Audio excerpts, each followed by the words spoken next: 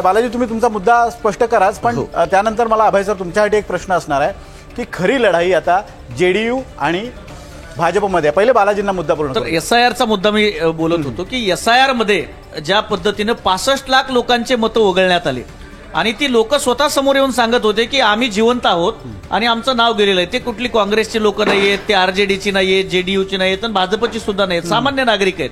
पण ह्या 65 लाख लोकांची मतं वगळण्यात आली ही नेमकी कोण आहेत हे निवडणूक आयोग सांगायला तयार नाहीये. आणि त्यामुळं SIR चुकीच्या पद्धतीनं झालं आणि भाजप जसं सर म्हणाले की कायम इलेक्शन मोडमध्ये असतं, त्यामुळं भाजपची संस्था म्हणून निवडणूक आयोग अगोदर निवडणुकीच्या तयारीला लागला होता SIRच्या माध्यमातून, हे सुद्धा नाकारता येणार नाही. आताची ही ब्रेकिंग न्यूज, मोठी बातमी म्हणता येईल, कलांमध्ये आता जेडीयूनं भाजपला सुद्धा मागे टाकलेलं आहे. म्हणजे आता मोठा भाऊ पुन्हा छोटा झाला की काय अशी परिस्थिती आहे. अभय सर, हा जो मुद्दा आहे म्हणजे जेडीयू आणि भाजप यामध्येच आता स्पर्धा आहे. म्हणजे आता विरोधक आणि सत्ताधारी असा वाद नाही आहे, तर आता स्पर्धा आहे ती सत्ताधाऱ्यांमधल्याच मोठा भाऊ कोण, आणि त्यावरनं अनेक गणितं ठरणार आहेत, राष्ट्रीय पण आणि बिहारमधली पण.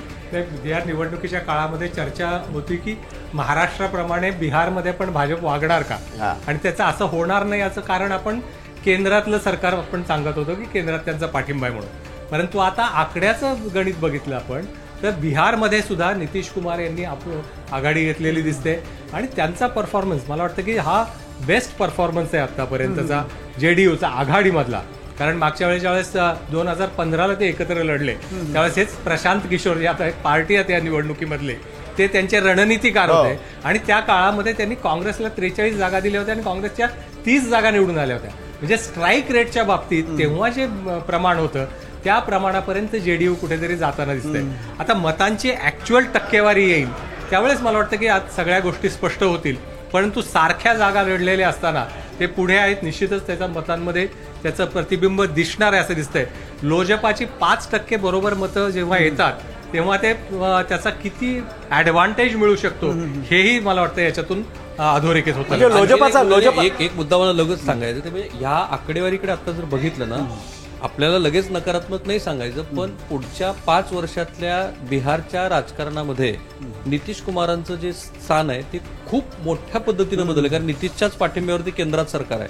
आता आकडे बघा तुम्ही, ते असे आलेले आहेत की जेडीयू नंबर 1, RJDकडे पण 58 जागा आहेत, भाजपकडे जे काही आता 69 वगैरे जागा आहेत. सो नितीश कुमार यांच्यासाठी त्यांची जी काही आधीची प्रतिमा आहे ती गृहीत धरता सगळे ऑप्शन्स ओपन झाले. आता पूर्वी तशी स्थिती नव्हती. मागच्या 5 वर्षामध्ये त्यांचे आकडेच एवढे कमी होते की त्यांना भारतीय जनता पार्टीबरोबर जायला लागलं. नंतर आपण बघितलं लोकसभा निवडणुकीमध्ये त्यांनी चांगला परफॉर्मन्स केला.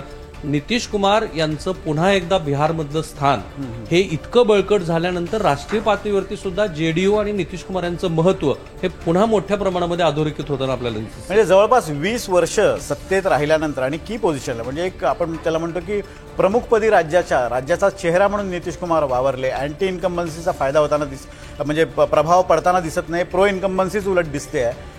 नितीश कुमार यांच्या या यशाची, म्हणजे हे जर कल निकालात परावर्तित झाले तर नितीश कुमार यांच्या या यशाचं श्रेय कुठल्या मुद्द्यांना देता येईल? हे बघा, 4-5 महत्वाचे मुद्दे. हे खरं आहे की तिथे इंडस्ट्रियलायझेशन फार कमी आहे, लोकसंख्येची घनता अधिक आहे. पण विनोद असा आहे की गेल्या 10 वर्षामध्ये ह्या देशात सर्वाधिक ॲग्रिकल्चर ग्रोथ कुठल्या राज्यानं नोंदवला असेल तर तो बिहारने. 8.5% एवढा ॲग्रिकल्चरचा ग्रोथ नोंदवणारं राज्य हे बिहार आहे. आज तुम्ही पटण्यामध्ये गेलात तर पटण्यामध्ये 5 स्टार हॉटेल हे आत्ता टाटाने लॉन्च केलंय. सगळे राष्ट्रीय आणि इंटरनॅशनल ब्रँड्स हे आज पटना शहरामध्ये तुम्हाला दिसतात. मी जी 4 विधानसभा निवडणुकीची जी पहिली निवडणूक कव्हर केली होती तेव्हा 6 वाजता तुम्हाला महिला त्या पटना शहरातल्या रस्त्यावर दिसत नाहीये. आज तिथे 11 वाजता 12 वाजता स्कूटीवरून जाणाऱ्या महिला तिथे दिसतात. ही जी सुरक्षितता त्यांनी प्रदान केली, अनेक लोक स्कीम्स आणल्या, जसं अभय सर म्हणाले तसं दारूबंदी हा खूप इफेक्टिव्ह पार्ट आहे की जो तिथे गेली अनेक वर्ष ज्या त्रासाला तिथल्या महिला त्रासलेल्या होत्या त्यातनं त्यांना मुक्ती दिली.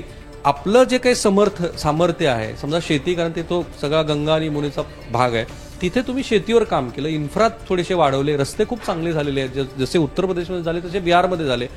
अशा काही प्रोग्रेसिव्ह गोष्टी आहेत की ज्या लोकांना आवडल्या. मला असं वाटतं की सामाजिक सुरक्षा, महिलांसाठीची सुरक्षा शेतीमधला जो आर्थिक विकासाचा भाग आहे आणि सगळ्यात महत्वाचं म्हणजे नितीश कुमार यांच्यावरती भ्रष्टाचाराचे आरोप झालेले नाहीये. आज भारतीय जनता पार्टीकडे तसा जो प्रभावी नेता नाहीये की जो 10,000 पेक्षा स्वतःच्या क्षमतेवरती मतं आणून खेचू शकेल. नितीश कुमारांची जी जात तिथे आहे, जात हे तिथलं सगळ्यात मोठं प्रबळ असं राजकारण, केवळ 3% ज्या माणसाची जात आहे तिथे तो मनुष्य सगळ्या जातीला आपलासा वाटतोय 20 वर्ष. त्याचं कारण त्यांची प्रतिमा आहे आणि त्या प्रतिमेचा उपयोग भारतीय जनता पार्टीनं करून घेतला. आणि हे विसरून चालणार नाही की एनडीए मधले अनेक घटक पक्ष सोडून जात असताना ज्या जनता दलाची आकडेवारी कमी येऊन आमदारांचं सुद्धा तरी सुद्धा आम्ही शब्द दिला आणि तो पाळला असं जे भारतीय जनता पार्टी सांगते ते नितीश कुमारांच्या बद्दल. आणि आता पुन्हा त्यांना मुख्यमंत्री पद देत आहे, त्याचा अर्थ नितीश कुमारांची प्रतिमा भाजपला कामाला येते, उपयोगी ठरते. आणखी एक याच्यामधनं या आकड्यामधनं एक होणार आहे की मागच्या वेळेस कमी जागा येऊनही भाजपाने मुख्यमंत्रीपद त्यांच्याकडे ठेवलं होतं, परंतु भाजपावर एक आरोप व्हायचा की त्यांचा चेहरा वापरून भाजपाच सरकार चालवत आहे. आता उलटं तशी स्थिती राहणार नाही.